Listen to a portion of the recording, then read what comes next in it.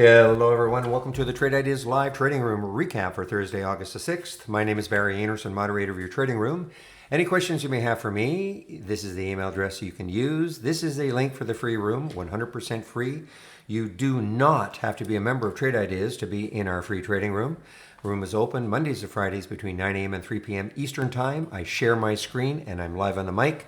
In the email you're getting, you will see a promo code for 15% off either the first month only or the entire year of a Trade Ideas subscription. So, as always, lots of activity in the trading room this morning. Just so many things to trade. It's incredible. Oh, I just wanted to bring your attention to this one, this RKT. So this is an IPO today.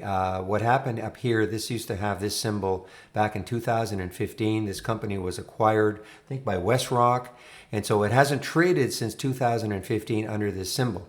So completely different company now. It's Quicken Loans. I mean, I'm sure most people know what Quicken Loans are. So this is basically an IPO.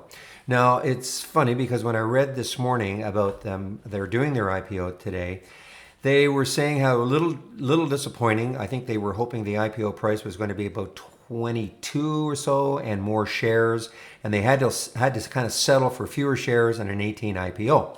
Anyway, it opened, and you can see it opened basically right at 18.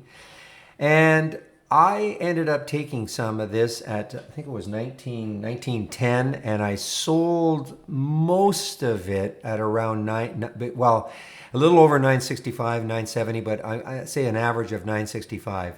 Now, I may actually get back into this trade and hold it. I mean, I don't usually trade IPOs the first day of. One of the things that I was attracted, or why I was attracted to it, is it's in the price range that I like. It wasn't too choppy.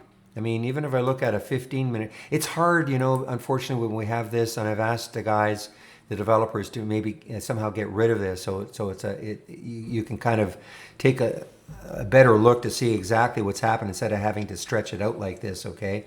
But anyway, let me even take a look at a 5-minute chart. Maybe that'll help a little bit better. Yeah, not really. Yeah. So it had the little run. So I'm actually, though, looking at maybe swinging this. I have to get back into it. I'm completely out of the trade, but I'm actually thinking about swinging this one. One of the reasons is, Quicken Loans, I say most people have heard of Quicken Loans. It's not an absurd price. If you look at, for instance, what was the one yesterday? Big C. Now this is insane. This was the IPO yesterday. Now I believe their IPO price was $22. So look where it opened. I mean, that's crazy. So when you see that, so this, even though, it would have been great if you had, taken this at the close of yesterday and held it overnight. I mean, it would have been awesome. But you also have to remember that it did get up to 94 yesterday, sold right off. You never know. I mean, this could have done the same thing, could have sold right off. Remember, I think the IPO is around $22. So, I mean, this opened at a crazy, insane multiple of the IPO price. So contrast that with the RKT, which if the IPO price is 18, then, we're still, it's nice to see it's above it. And, there's a ton of volume, so there is enthusiasm. And I really think that it's because of the Quicken brand has some cachet, we'll call it. All right. I mean, people do know about Quicken Loans, Quicken Mortgage, etc. So I may hold this. I mean, especially if it gets over 20. I think if it gets over 20, that little magic 20, I think we might have a little run. Could be a longer term hold. Now, the AI, not a bad day actually, especially NEO. And we were remarking that a lot of NEO really shines during earnings season because you get a lot of, NEO is sort of specializes in stocks that are moving, good volatility. They're definitely moving. When you look at OT, what is the daily chart? Let me get to a 15-minute chart, okay? Show you what happened with it. Okay, so there's OTKR. I'm sorry, OTRK. There was the alert at 49.03. It got all the way up to 54. All right. It's an earnings play. ADNT, a short, 1671.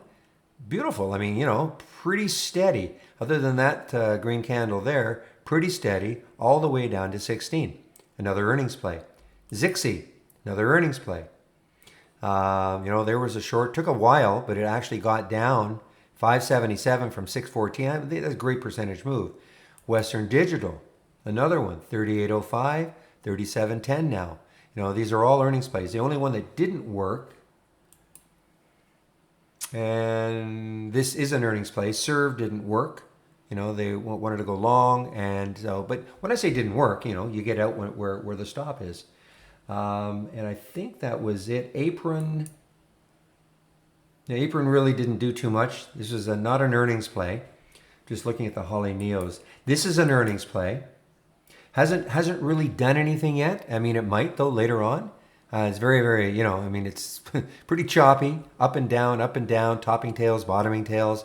But you know what? If it takes out 1722 later on in the day, this is an earnings play. It could have some movement, especially when you see this. Look at the monthly chart. So you look left, and this has some room right up to here. Now, this is one that, we talked about yesterday. I've been in this a couple of times. It's been frustrating. This is the aluminum play. AA is an aluminum play.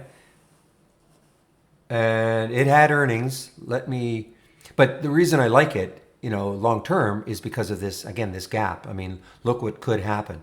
But unfortunately, during the day, it was a little bit choppy for me.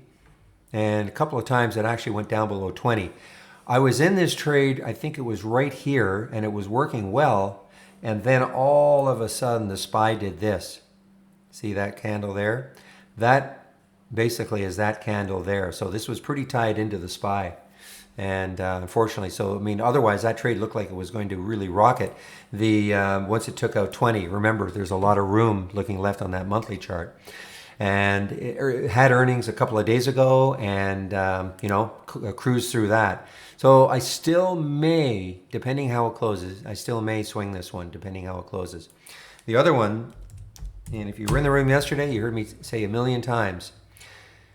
First of all, let's take a look at Cenex on the weekly chart. Is it going to show?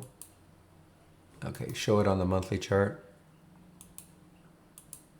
Okay, same sort of thing as the ARNC, right? Look left, lots and lots of room on that monthly chart. Another aluminum play. This was probably the best one. The best one in that it was steady up, okay? On the monthly chart and even on the weekly chart. But yesterday, it still looked good. It was right at the top here. But guess what? It had earnings after hours. And I said there was no way, even though I love the chart, I love the potential void fill, gap fill, looking left. I said there's no way I'm holding through earnings. You never know what they're going to come up with. So look what happened. Released earnings after hours. This is the mauve area. Look at this, all the way down here. And in the pre-market, so it went from about $11 down to $8.50. So that's a big percentage move. Now it's trying to come back somewhat, but that's why I never, ever hold anything through earnings.